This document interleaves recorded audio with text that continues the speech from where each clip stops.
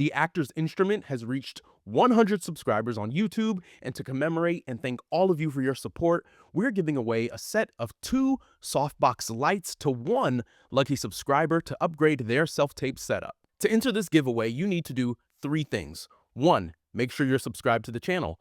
2, like this video. And 3, drop a comment below that says hashtag self-tape. You have until Sunday, March 9th at midnight Eastern Standard Time to enter. A winner will be selected at random and announced during next week's industry guest interview. Break legs. Every time I get an audition, I'm saying, I'm going to get this one. I'm really excited. I'm going to do my best. I'm going to keep going. I have to retake and retake until I look at it and say, that's the best I can do.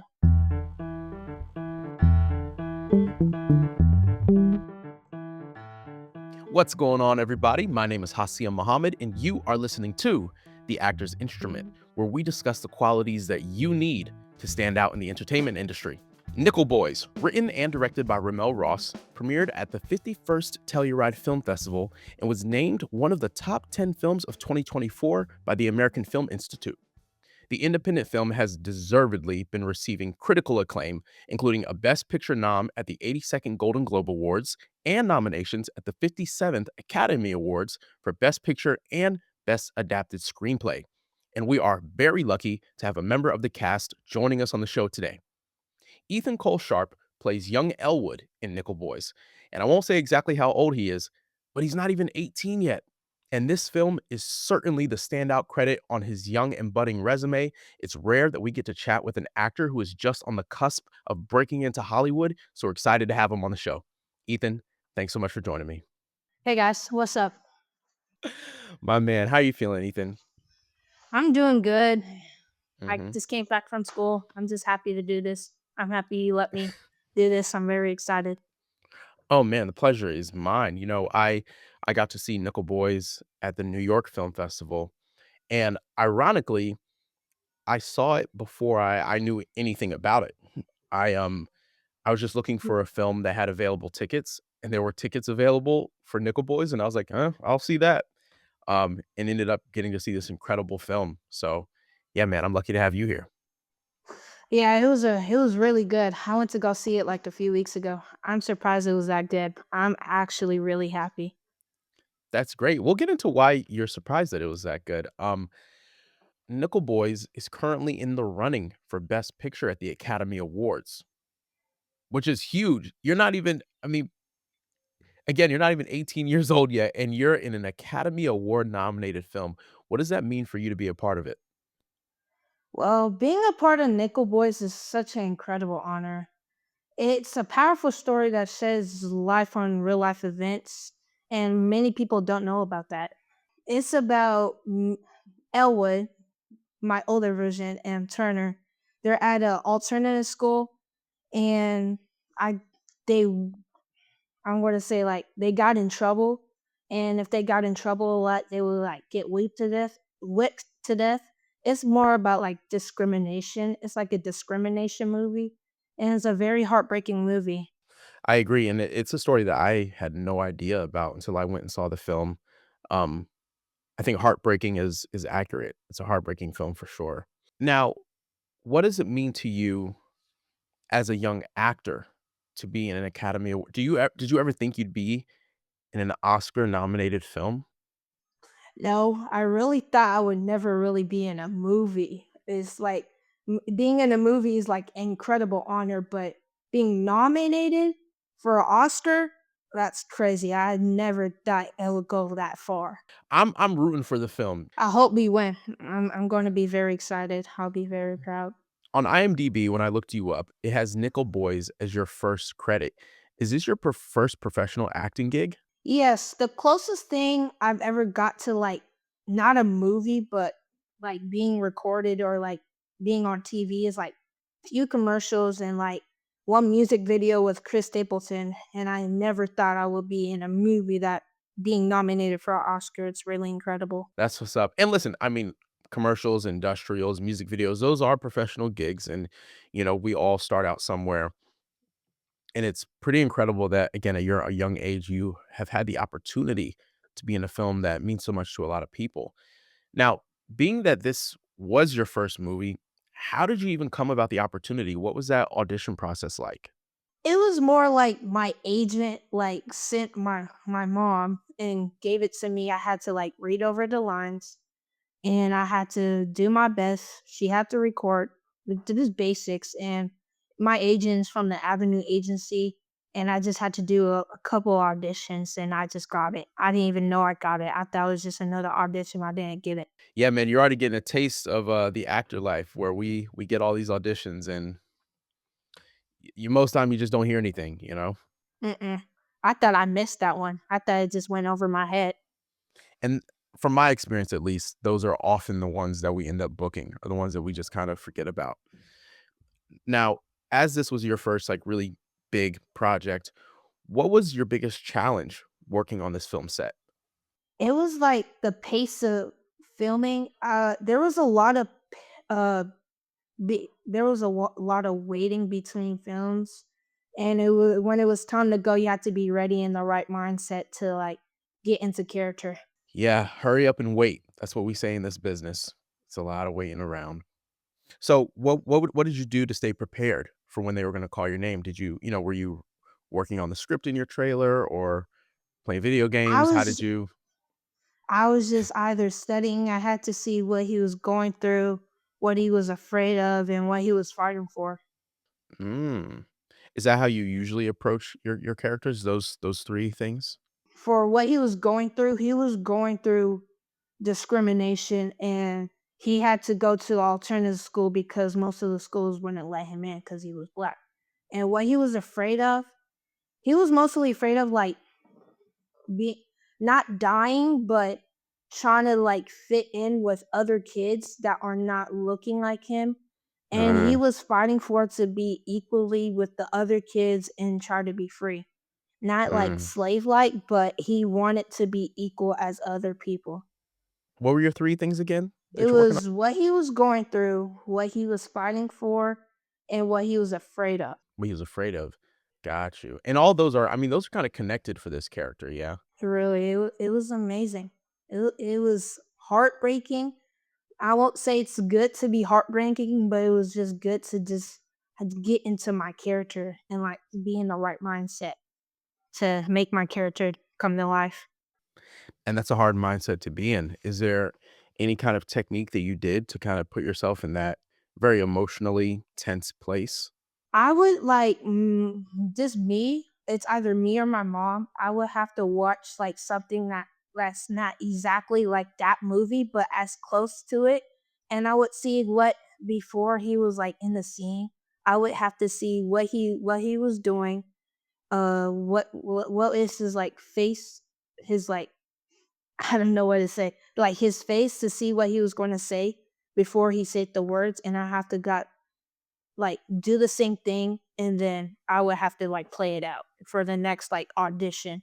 I will watch it and then do the audition to like not copy it, but to get into the right mindset. Yeah, I mean, inspiration and, that's a smart approach, especially for a young actor like yourself where you're still kind of figuring things out and learning as you go.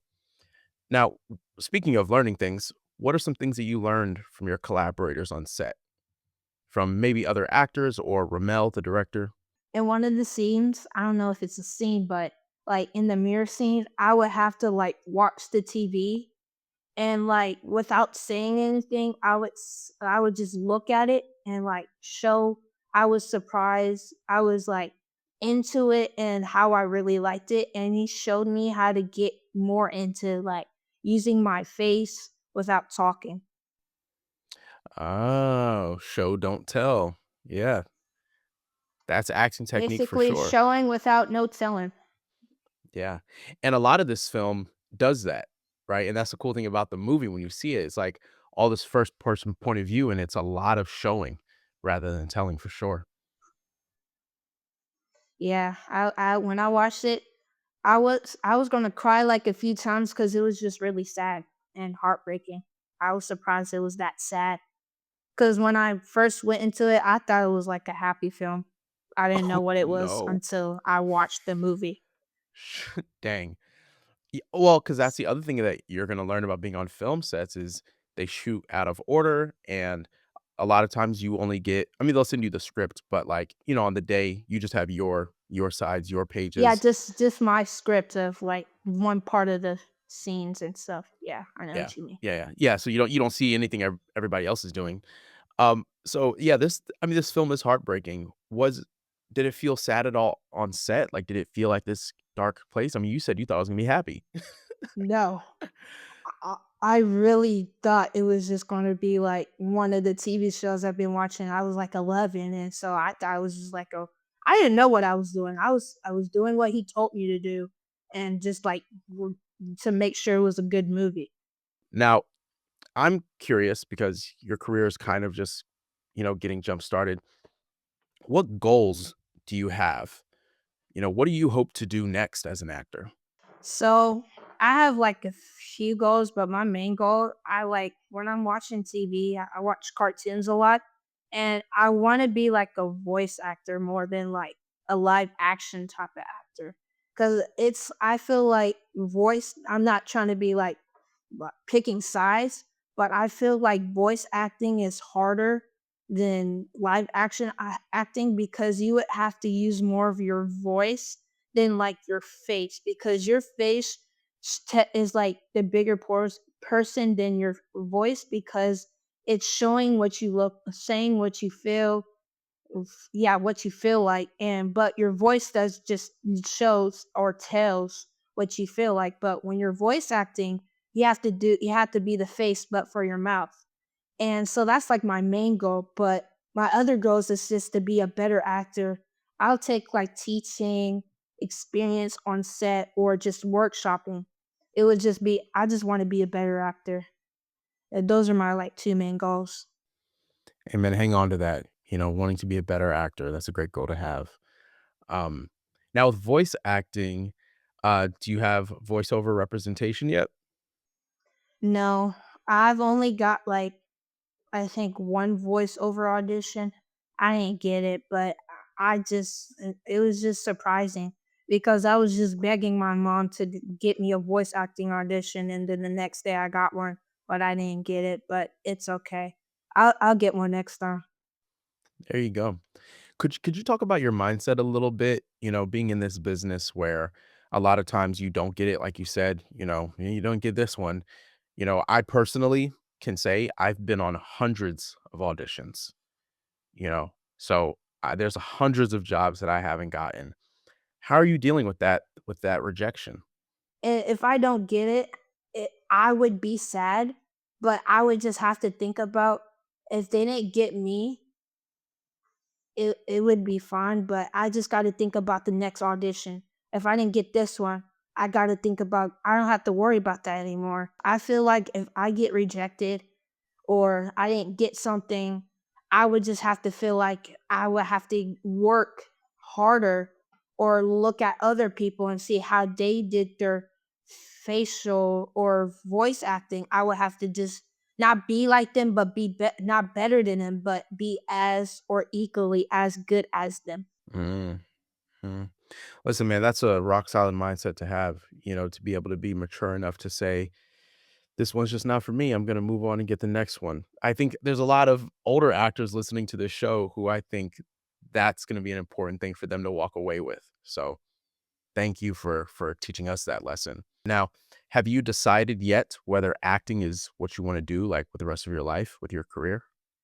Yeah, yes, I love this. I really like doing this, and that because when I see other people like younger like TV shows like kiddie TV shows, when I'm watching it, when I used to watch it, I not look up to them, but I took what they were saying and applied it to myself, and I want to be somebody they can look up to.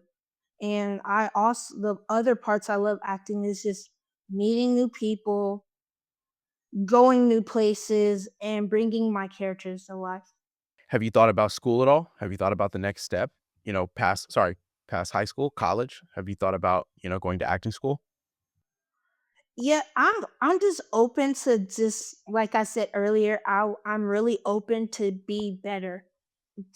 Not better than everybody, but get as many jobs as I can. I want to be better.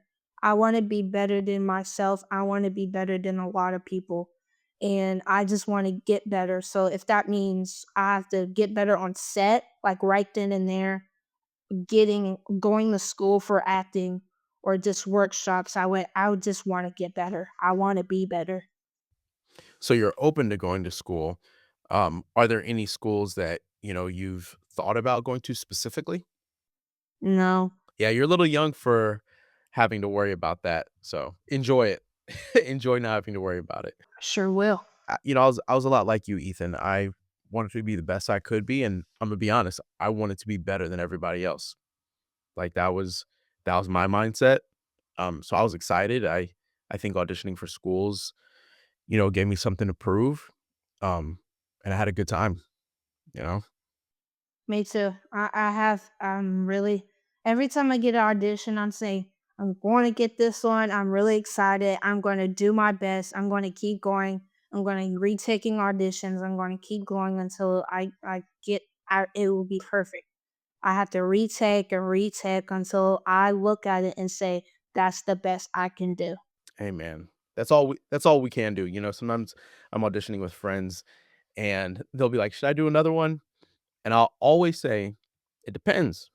Do you think you can do it better?" Because you can do a self-tape for, like, hours if you want to, but if every take isn't better than the last one, then, now you're just kinda wasting your time. So, how do you deal or navigate being in school and being an actor? When you were shooting Nickel Boys, did you have, like, schoolwork you had to do at the same time? Yes, when I went to Louisiana, I had a lot of work. So when I had like a break or like I had to do nothing for that one scene, I would have to go into like a trailer, get my computer out, and there was like a teacher that helped me to do my work, and I got my work. Like took days because I had more work every single day until I got to school and I could do it right then. That's crazy, cause I've been on, many, like, sets, and, I'm glad I didn't have to do any homework while I was doing it. But at the same time, Ethan, you're in a very interesting and special place being so young, you know? Being a child actor is something that I don't have a lot of experience with personally. I mean, I was acting as a kid, but it was mostly just, like, school plays and stuff. I didn't do anything professionally until I was in college. Um so that's really cool that you're doing it and you're finding a way to make it work with school and everything.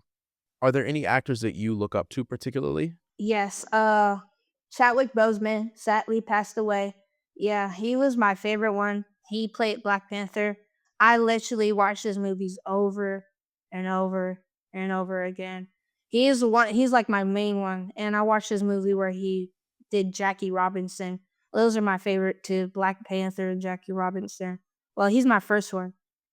And I think Iron Man, I don't know his name. I forgot. I think Robert Downey Jr.? yeah, Robbie Downey Jr. He's very cool. I like because he's bringing Iron Man. I like how he plays Iron Man because I feel like he plays his part so good that I feel like he's Iron Man in real life. Like that's how Mm. good he played it, and that's how Chadwick Boseman did it too. Before I really knew who he was, I thought that was his actual accent he was talking until Oh, I wow. really heard his voice. So they both really played uh their roles really good. Mm.